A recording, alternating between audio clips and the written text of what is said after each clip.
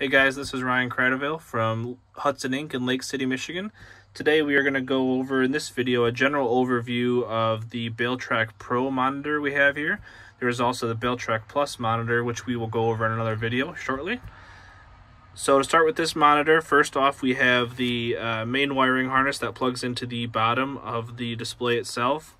And then we also have a convenience outlet plug that will be a standard 3-prong convenience outlet that will give the display its 12-volt power. If you have an older tractor or a tractor that has an open station that does not have a convenience outlet plug, there are kits that can be purchased to equip your tractor with that convenience outlet plug that will allow you to plug into this display. So to start with the Pro monitor buttons here, we have the on-off switch at the top here.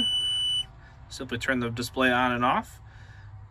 Next button down we have is the mode selector for Twine versus net wrap mode.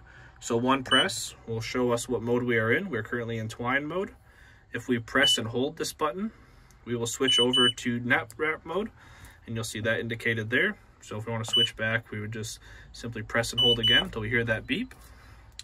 The next two buttons down are going to be the manual extend or retract of the Twine actuator. So these buttons will cancel any auto wrap for the Twine sequence and allow you to move that actuator manually back and forth. The next button over here we have is the manual press for initiating the auto wrap cycle. So the auto wrap cycle settings will be saved on other buttons used in the display, but this will allow you to manually start that process to wrap a bale that may be undersized due to maybe coming to the end of a field and not having enough to finish that bale fully to the set diameter.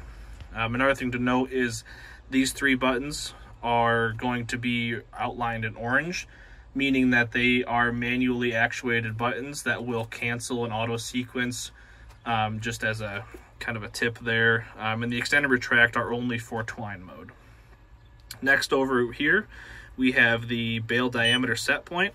So this is a 450 M round baler, so we can make up to 60-inch bales. So by using these plus or minus keys on the side, we can change that set bale diameter to our target. So we'll set this at 58 for now. And this next button over we have here is going to be a Twine only button as well. This is going to be the distance from either side of the bale that last Twine wrap is made. So one press, we will see that there is a line on the right side here. That is the right side of the bale. And one more press will give us the left side of the bale. So if we press it once and want to adjust the right side, we can use these plus or minus keys to change that distance. And then same for the left. We can press it again and then change the left side. The next button over here is our counter. The first button press will be the counter for the field itself. So the field that you're currently baling in, that'll be how many bales are coming out of that field so far. This can be changed manually up or down and can be reset by pressing and holding this button. It will zero it out to go to the next field. A second button press will get us the lifetime counter of the baler. This cannot be changed by using these plus or minus keys. So that is like your odometer of your baler. The button above that is going to be a multifunction button for either Twine or net wrap mode. So when we are in net wrap mode, that'll be the number of wraps that net wrap is going around the bale. For the Twine mode that we are in, you'll see that Twine mode will pop up here. That is going to be the spacing of the Twine itself. So that means that in this case, those Twine wraps will be 4 inches apart. The next two buttons here are going to be Twine only mode as well. The one on the right here is going to be the number of end wraps of the Twine on the right side of the bale, as you can see by that line too. And then the left side of the bale will be the other button. So those will both have, in this case, 2 end wraps on those, and that'll be Twine only, like I said. And the next button we have over here is going to be our variable or soft core button.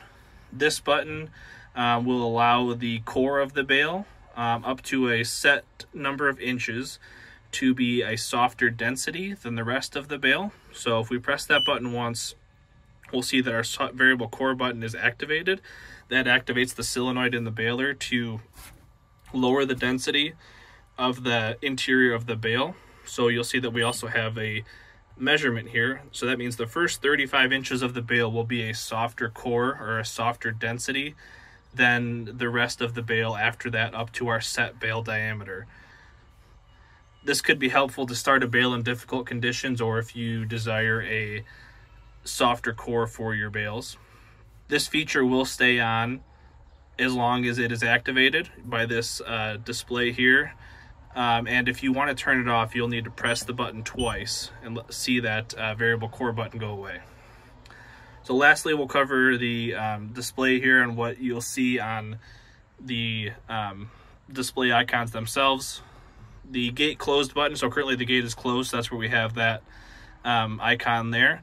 Near full will be a indicator light to show you when the bale is near full, and this is a changeable setting where you can change when that icon will appear depending on how early or how late you want to know when that bale is going to be wrapped soon.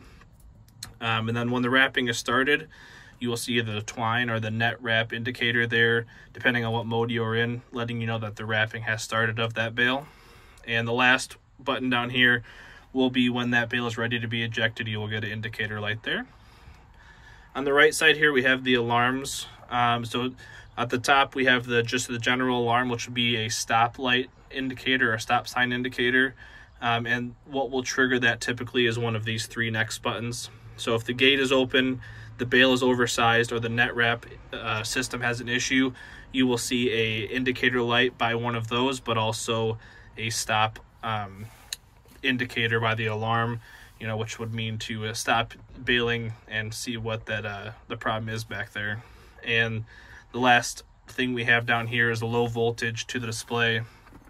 You'll get an indicator light for that as well. In the middle here, we have the bale shape bars. So this is going to give you an indication of how that bale is being made in the chamber.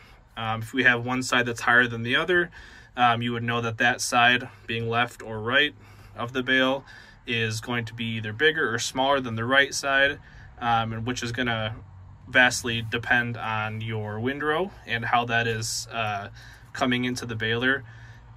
These should move, hopefully, up together to show uniformity of the bale. And if there is some discrepancies there, you can do some weaving across the windrow to gather up that windrow in a little bit different way to get those bale shape bars to match if you are having some of those issues. So like I said, we'll make some other videos on this monitor and some of the settings that we can change. And thank you for watching.